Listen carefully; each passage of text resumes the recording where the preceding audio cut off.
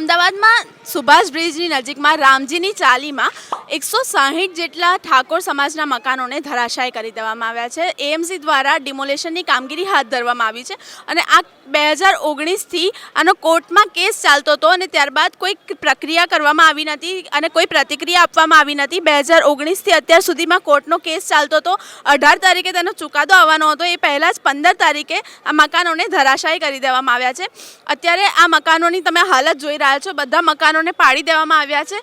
મકાનોની અંદર માણસો હતા, તે માણસોને બહાર કાઢવામાં આવે તે પહેલાં જ ડિમોલેશનની કામગીરી હાથ ધરવામાં આવી છે અને આના પછી સરકાર વાત કરી રહી છે વિકાસની, તો વિકાસ દેખાઈ નથી રહ્યો. વિકાસના નામ પર અહીં લોકોને ઘર વિહોણા કરી દેવામાં આવે છે અને આટલા 160 જેટલા મકાનોને પાડીને સરકારે તે લોકોને ઘર વિહોણા કરી દીધા છે. સરકાર દ્વારા કોઈ જવાબ આપવામાં આવ્યો નથી, કોઈ આ ઘટના અંગે કોઈ પરિપત્ર આપવામાં આવ્યો નથી અને ત્યાર પહેલાં જ આની કામગીરી હાથ ધરી દેવામાં આવી છે. અને સ્થાનિકો સાથે પણ આપણે વાત કરી હતી કે સ્થાનિકોમાં ખૂબ જ રોષ જોવા મળી રહ્યો છે. ઠાકોર સંમેલનનું અહીં ટોળું ઉપસ્થિત રહ્યું હતું. અહીં એમને રોકવાના પણ ઘણા પ્રયત્નો કરવામાં આવ્યા હતા અને પોલીસ દ્વારા એમના પર હાથ પણ ઉઠાવવામાં આવ્યા હતા.